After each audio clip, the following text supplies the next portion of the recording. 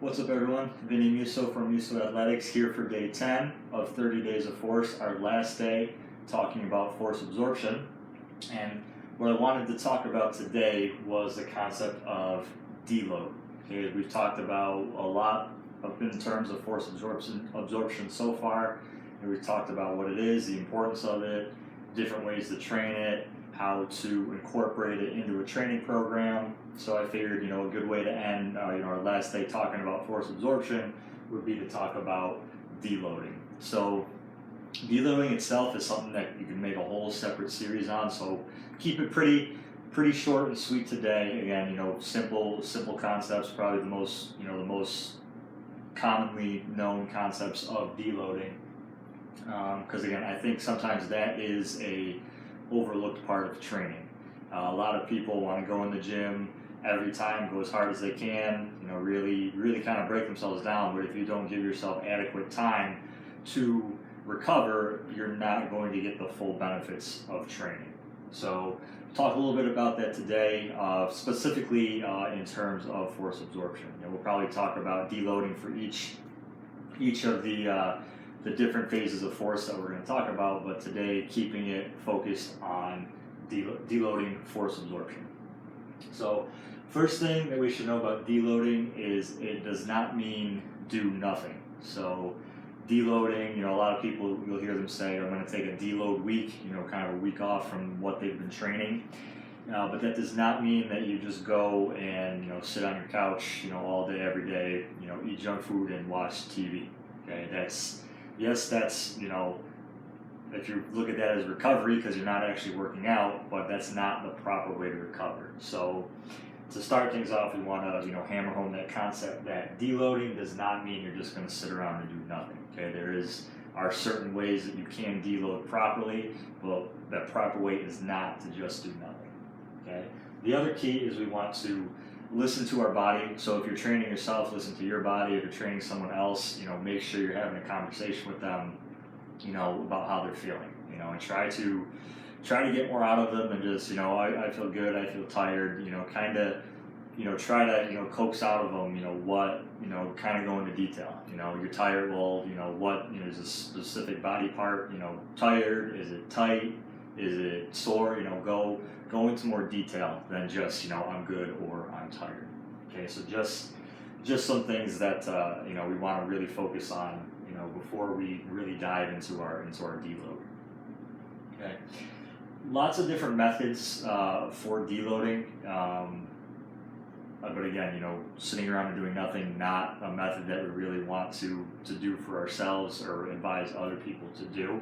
So we'll go over a few different ways, that we can, deload coming off of a, force absorption training cycle. So, and to kind of clear up a little bit too, if you have any questions about deloading.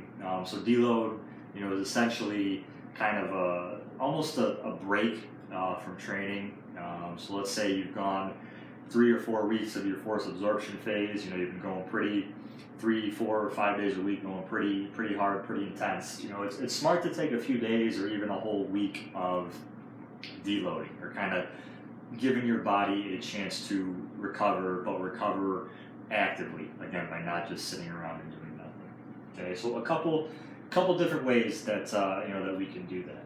Okay, so if we look at our first method here, change mode or add mobility. So our first part of that, changing our mode, that's changing our style of training. So one way to do that, if for our force absorption, we've talked about progressively overloading. So if we're doing that properly, as the 3 to 4 weeks or however long you're going builds up, you're going to start going up in weight. So you're moving heavier and heavier weight as you go through, your force absorption training phase. So one thing we could do to, get a proper deload week is to change our mode or change our style. So as opposed to that 3 or 4 weeks of, the heavy weightlifting, kind of getting heavier and heavier with our weights, take a week and, focus on, some body weight stuff, some calisthenic work, body weight squats, push-ups, pull-ups, anything along those lines, just to switch it up. That's going to act as a active recovery. it's going to, the fact that you're still moving, getting your blood going and your heart pumping, that's going to help, circulate your blood through your body, and that's going to help you actively recover from the 3 or 4 weeks that you just went pretty hard. Okay, so changing our mode. Another way we can change our mode, especially if you're in the world of sports. I do this for myself, and I advise other people to do this too. Athletes that I'm working with. Take a week and play your sport. So for example, again, I use basketball a lot. Me still being a basketball player and working with some basketball players.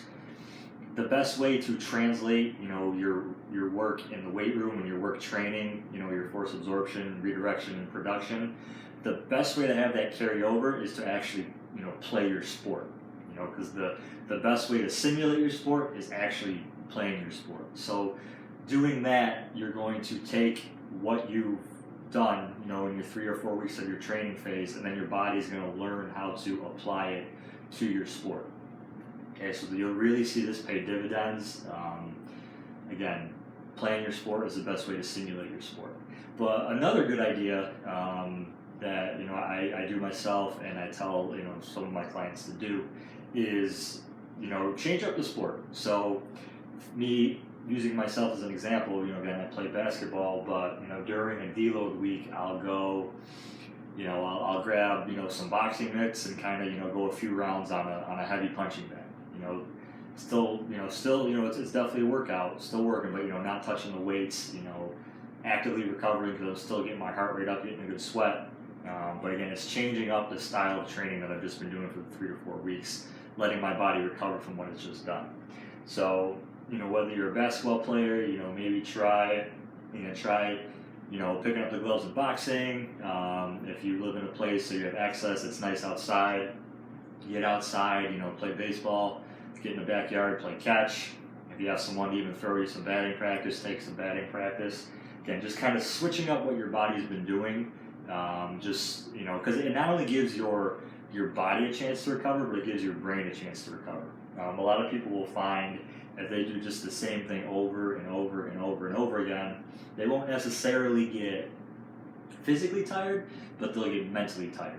So they'll kind of wake up in the morning, and instead of being excited about their workout, they'll wake up and they're like, oh, I gotta go do that again. It feels like this is never gonna end.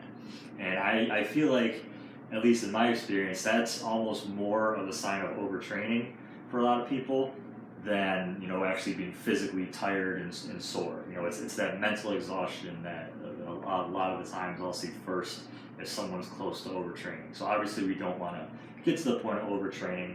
So switching up your training style can be a good way to fight that mental exhaustion that you get from working out. Okay. Our second part of our first method is add mobility. Mobility should be something that we're focusing on regardless of whether we're in a deload week or not. Every good training program, whether you're creating one for yourself, should have mobility stuff in it. If you're creating one for someone else, again, whether you're in the strength and conditioning field or the rehab setting, mobility should be an area that we're focusing on, but it should really take front and center during a deload week. Again, keeping our muscles nice and loose, nice and relaxed. We spent, a lot of time, contracting and having them fire constantly. So they've been working a lot. We want to make sure we maintain that mobility, an adequate amount of mobility. This could lead to the question of, how much mobility should I have? And that is, that's again another topic that we can spend a whole nother series on. I always tell people you want enough mobility to help with your function, or you want enough mobility to allow you to do whatever it is that you do. So, basketball players, we have to have, loose ankles and loose hips, because that's, where, a lot of our power and strength comes from, is those two areas. So if we don't have the mobility there, then that's going to, hinder us in all that we can do on the court. That being said, I'm not looking to be able to bend my toes all the way up to my shin, or be able to, put my foot behind my head. If you're doing something like that, then it can almost be too much mobility, because if we have too much mobility, we kind of sacrifice stability. So that's something that you're going to kind of just have to monitor, what it is that you need for what you do, what you need for your sport, what you need for your everyday life, and that's a topic that we could talk about, in the future. So in terms of scheduling for a deload week, again, I like to take a good, full week off from, the 3 or 4 weeks hard that we've been doing in whatever phase we're in. And mobility, I like to do mobility stuff every day. Again, maintain the mobility that we have. I usually like to dedicate, 2, possibly 3 days of a deload week solely for mobility. So I like to go Tuesday, Thursday, Saturday. I'm just doing mobility work. Okay, and that doesn't just mean, passively stretching, reaching down and touching my toes. That's kind of more your dynamic stuff. So your high knees, your butt kicks, your walking lunges, your Frankenstein walks, things like that, where you're still working on stretching, working on mobility, but in a more active way than just, reaching down and touching my toes and holding that position for 30 seconds. Okay, so mobility, while it should be an emphasis no matter what phase you're training, we really want to bring it front and center during our deload week. Okay, so that's our first method. Our second method, another way to work in deload. I personally like method 1. I like to switch it up from the mode of training that I've been doing. But methods 2 and 3 are definitely ways that we can also deload as well. So the second method here, we keep the same intensity, but we lower the volume. So what that means is you could actually take your 4th week or your 3rd or 4th week, whatever your last week of training was for that phase. You can keep the same weights that you've been using or the same height that you've been doing if you've been working on depth drops or things like that. If you're using bands helping you, pulling you and helping you absorb extra force, you can use those same bands. So we use the same weights, which is the same intensity of work that we've been doing, but we lower the volume. I like to cut the volume in half by about 50%. So what that means is if in your last week of training in your phase, you were doing, 4 sets of everything, cut that down to 2. So again, keep the weights the same, keep the reps the same, but cutting our sets in half is going to decrease and lower our volume. So again, we're still working, still actively recovering, but since we are cutting the volume in half, that is, again, it's active recovery. We're not stretching the body too much, okay? We're giving ourselves a chance to recover from the intense work that we just done for the past few weeks, okay? And then our third method, similar to the second one, but we flip the concepts. So where the second method was we keep the intensity the same, cut the volume in half. For our third method, we keep the volume the same, but we lower the intensity. So for this one, again, we take that last week that we were doing, whether it was your 3rd or your 4th week, okay? You keep your sets and reps the same, so that doesn't change, but you lower your intensity. So whatever weights you were doing, you cut those. I like to cut them in half by 50%. So for, let's say, the example we've used, our single leg box, absolute unilateral, single leg box squat, where we stand on one leg, hold the dumbbell, drop down to the box. If you work your way up to doing, like a 60-pound dumbbell with that, cut that in half to, 30 pounds. Okay, so again, keep the sets and the reps the same, but we cut the weight in half, and that's another way that we can deload. Okay, so looking at those 3 methods though, you don't have to necessarily pick just one. Like I said, I like number 1, but I like to combine 1 and 2. So kind of a personal deload week for me is my first day. So let's say it's a Monday. I'll kind of focus on some body weight stuff. So again, I've spent 3 or 4 weeks working with heavy weights, working with high intensity exercises like high heights for our depth drops, heavy bands for our pulling into movements that we have to absorb force in. Kind of put that to the side, just focus on, some body weight stuff, pull-ups, push-ups, body weight squats, body weight step-ups, things like that. So that would be my first day. My second day, like I said earlier in the video, I like to focus solely on mobility. So again, my dynamic stuff where I'm doing, my butt kicks, my high knees, my walking lunges, Frankenstein walks, kind of some more active dynamic hip exercises, but I like that to be day number 2. Okay, so I've gotten a body weight day, and I've gotten a mobility day. So we've talked about method 1.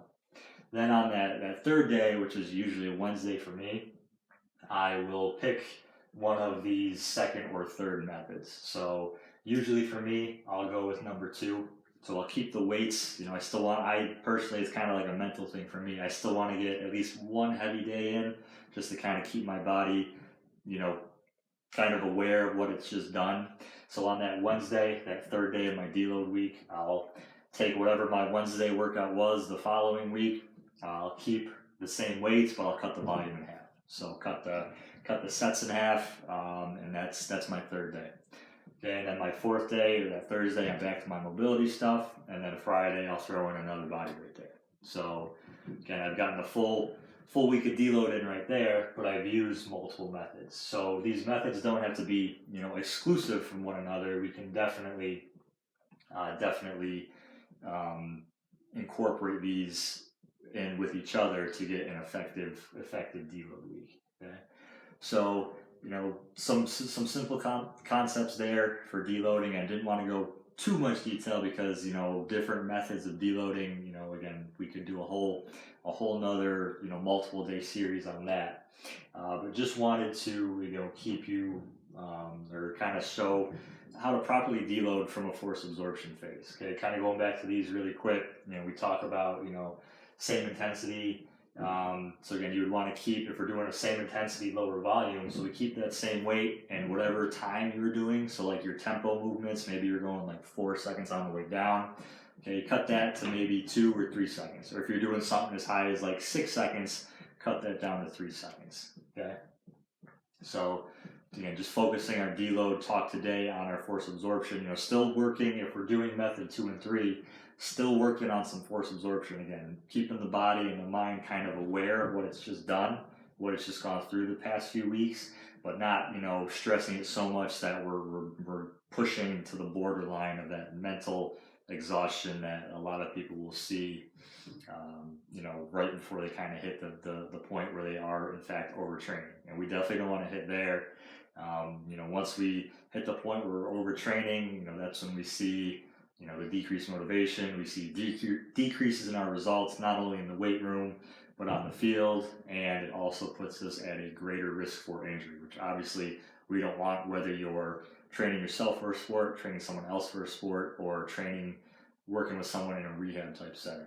Obviously injury prevention is always, the top of a priority list. So, that is, why a deload week or a deload few days is definitely very important. All right, so that'll do it for today, and that will do it for our 10 days of force absorption.